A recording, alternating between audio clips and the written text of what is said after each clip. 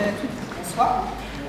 Merci donc de nous donner la parole. Nous sommes venus avec une délégation donc, de personnel du centre hospitalier francilien.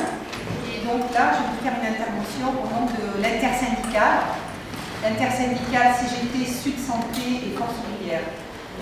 Nous voulions vous interpeller sur la situation que vivent actuellement les personnels du centre hospitalier sud-francilien qui subissent, et c'est le troisième plan de retour à l'équilibre budgétaire, ce qui veut dire très concrètement des mesures d'économie qui nous sont aujourd'hui, qui sont imposées à l'établissement et à la direction de l'établissement par l'Agence régionale de santé et par le ministère. On a eu 3 plans de retour à l'équilibre budgétaire depuis 3 ans. On a eu aussi 3 directions d'ailleurs, avec à chaque fois des stratégies différentes. Et à chaque fois, ces mesures d'économie frappent les personnes. C'est une suppression de 60 postes. Donc ce sont des salariés qui sont en CDD. On a à peu près 250 CDD sur cet établissement.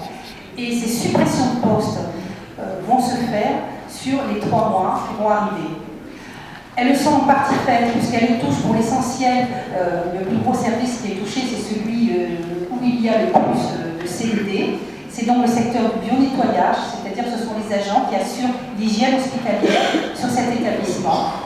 On avait 216 agents, aujourd'hui on va en avoir 178, c'est-à-dire que la direction impose des mesures avec une suppression de 40 postes rien que sur le secteur du bio-nettoyage. Autre secteur touché, c'est le laboratoire, puisqu'il y a une chaîne analytique sur le laboratoire. On a donc des techniciens de labo qui sont déjà partis. C'était des jeunes salariés qui sortaient de formation, qui avaient été aussi recrutés pour l'installation dans le nouveau service, dans ce nouvel hôpital. Et donc ce secteur est touché aussi de façon assez importante. Le bloc opératoire est touché puisque nous avons 5 brancardiers qui étaient touchés sur ce secteur-là. Il y a eu un petit recul de la direction.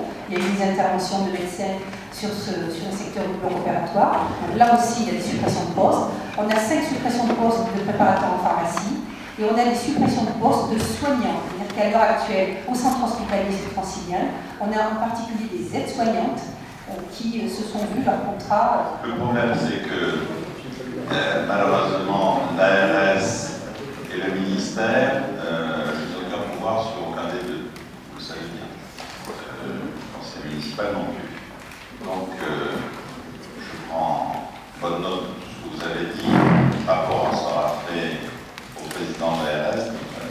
J'adresserai le compte rendu exact de vos propos.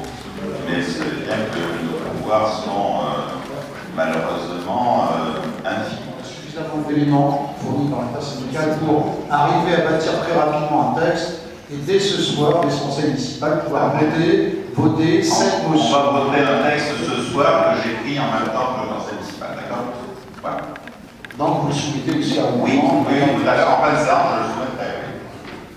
Monsieur, il est question de licenciement, de gens qui perdent leur emploi. Il y a évidemment une urgence. C'est celle de réclamer que ces emplois ne soient pas perdus. Tout à fait. C'est dramatique, donc il n'est pas question d'attendre, on ne sait pas quelle hypothétique ouverture de lit.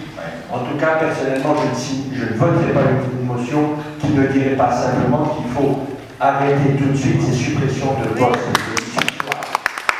Deuxièmement, une chose dramatique qu'il faut relever aussi, c'est la surcharge de travail que ça veut dire pour le personnel qui reste. Parce que ça dégrade aussi l'ambiance générale et la qualité des soins. Parce que partout, dans tous les domaines, et maintenant ça arrive à la santé, c'est impensable, on fait faire le travail supplémentaire des gens qu'on fout à la porte avec la poule au ventre et le besoin de garder son boulot à ceux qui restent au travail. Donc c'est surcharger le travail des uns pour mettre au chômage les autres. C'est inacceptable.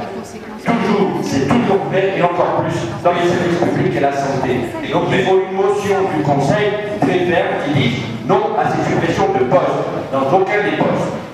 Chers collègues, vous avez raison de parler très fort, mais le gouvernement qui prend la décision, c'est votre gouvernement, ce n'est pas le mien. D'accord? Que les choses soient claires. Vos interventions politiciennes n'intéressent personne, et en tout cas pas les gens qui sont Je visés. tiens à vous le rappeler quand même. Hein? D'accord? Je tiens à vous le rappeler. qu'il n'y ait pas de confusion sur le sujet, sur le débat. Je ne suis ni président ARS, ni ministre, ok? Et la motion que je ferai sera suffisamment dure pour que les gens syndicats... J'ai vu, par exemple, en maternité, une maman qui présentait, je ne sais plus quelle infection, mais une infection vraiment très contagieuse. Et malheureusement, il n'y avait pas assez de personnel. Et au lieu d'attendre, enfin bref, on a mis une autre patiente avec un nouveau-né derrière. Voilà. Je trouve ça dramatique, c'est honteux. Et moi là, je reste parce que je ne fais pas partie de cette liste et je dois faire le ménage, vivre avec cette responsabilité de savoir si jamais il y a une infection nosocomiale ou quelque chose. Alors j'ai un conseil pour vous, n'allez surtout pas dans cet hôpital-là, parce que vraiment c'est dramatique, le jour d'aujourd'hui c'est dramatique. Voilà,